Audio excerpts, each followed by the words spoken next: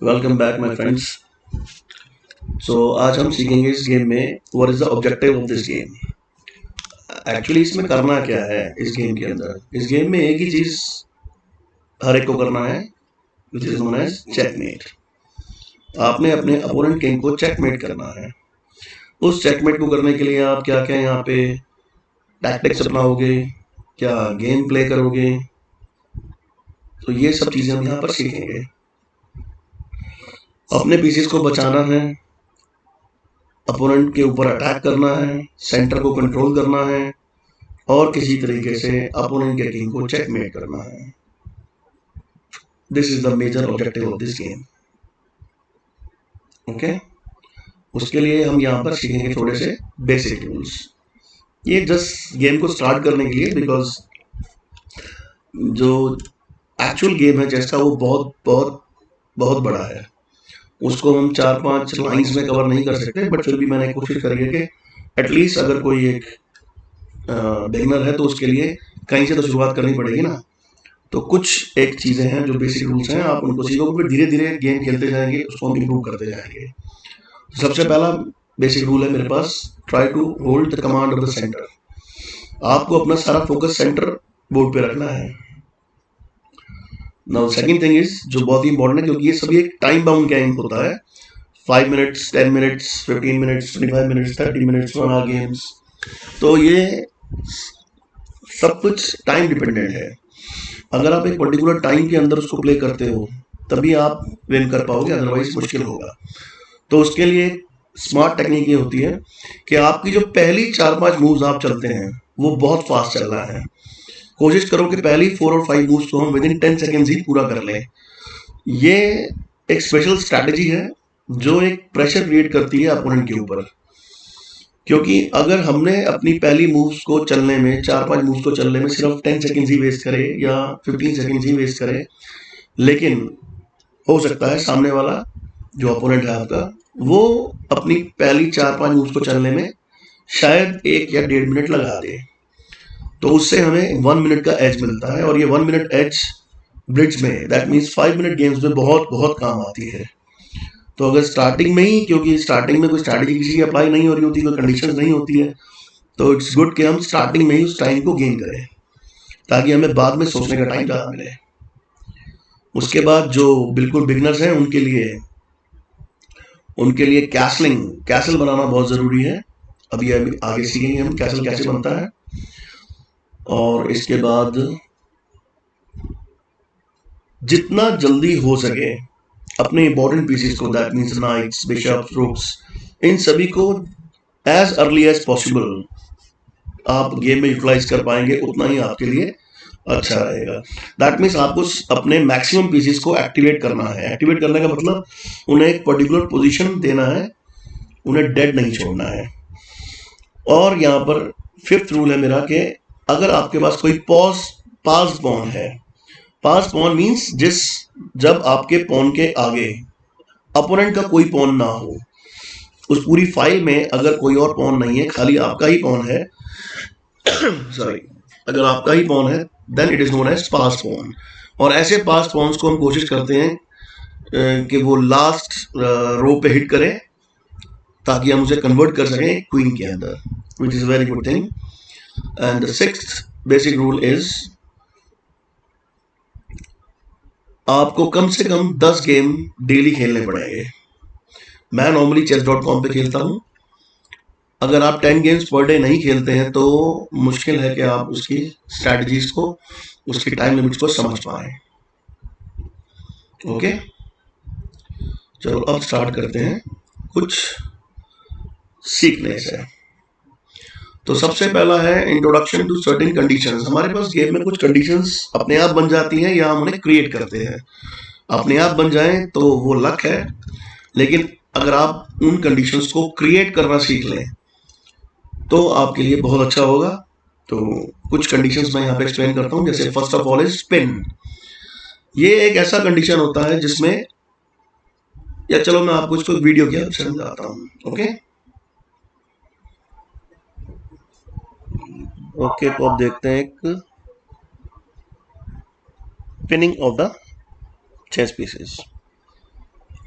देखो यहाँ पर एक कंडीशन है, मैं अपने इस लाइट बिशप से इस नाइट को एक्सचेंज कर सकता हूँ। अगर मैं इसको पिक करता हूँ तो ब्लैक आर्मी मेरा बिशप पिक कर लेगा and it becomes a simple exchange. लेकिन क्या मेरे पास कोई बेटर ऑप्शन है? क्या मैं इस रुक को एक्सचेंज कर सकता हूँ अपने बिशप के लिए? तो इस कंडीशन में यस, अगर मेरे पास वाइट का मूव है तो पहले मैं इस बिशप को यहाँ B5 पे प्लेस करता हूँ। अब ये मेरा बिशप सीधा सीधा थ्रेड क्रिएट कर रहा है रुक के लिए। तो आप बता सकते हो क्या ये इसको सेव कर सकता है? क्या ब्लैक आर्मी अपने रुक को सेव कर सकता है? अगर ये अपने रुक को यहाँ से हटाएगा then my bishop will target the king, जो पॉसिबल ही नहीं है। इसलिए अब ये रुक अपनी जगह पर पिन हो चुका है। This is known as pinning of the chess piece. अब नेक्स्ट मूव में मैं इसके रुक को अगर पिक करता हूं तो ये मेरे बिशप को पिक कर लेगा, but it becomes a good exchange for me because I have exchange my bishop for a rook. Okay, so this is known as pinning of the chess pieces.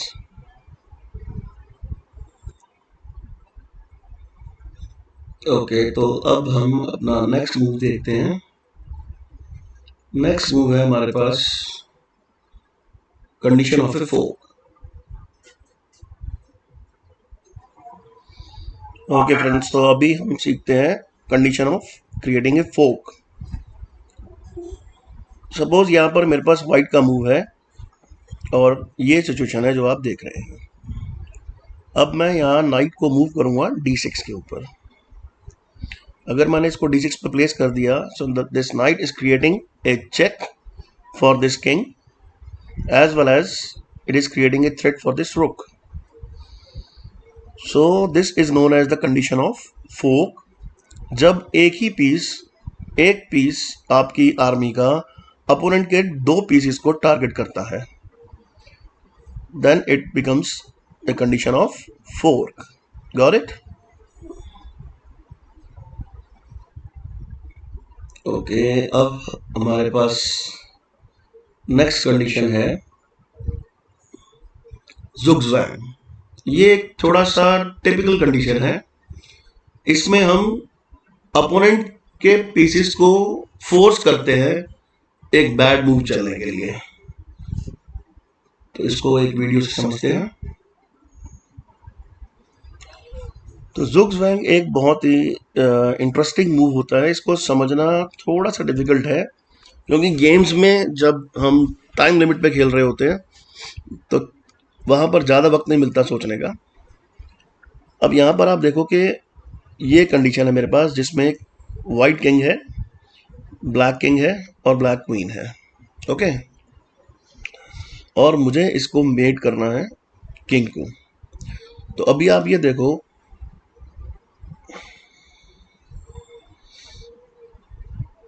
अगर मैं इस क्वीन को यहाँ B8 पे place कर देता हूँ, okay, अब ये बताओ कि ये किंग कहाँ जा सकता है। इस क्वीन की वजह से B1 and B2 both are blocked.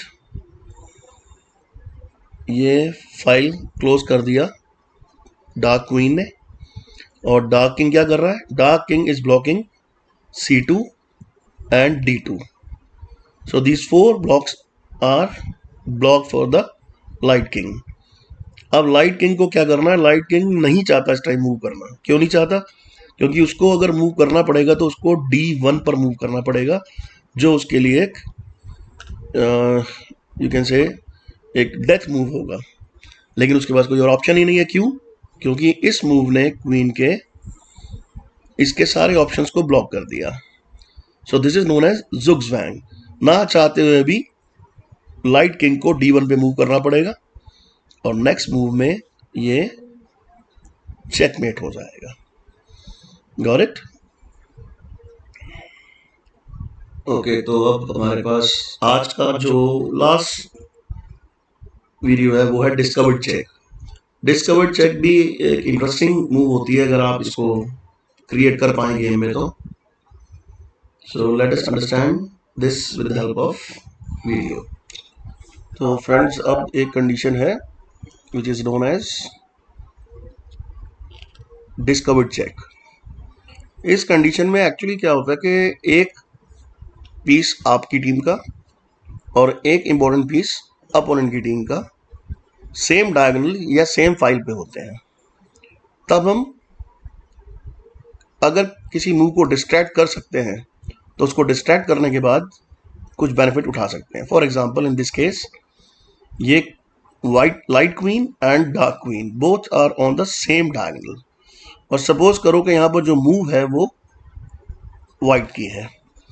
अब वाइट यहाँ पर एक चेक क्रिएट करेगा फॉर किंग, डार्क किंग।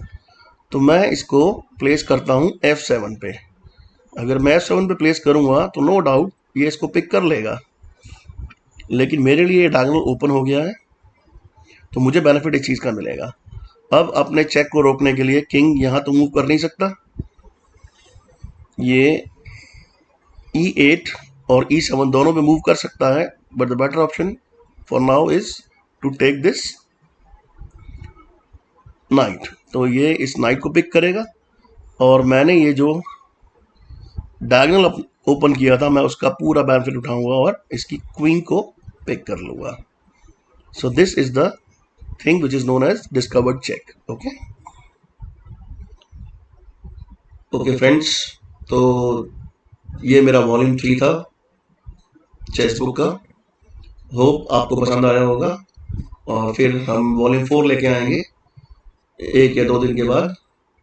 उसमें कुछ और नया सीखने को मिलेगा। Okay, see you.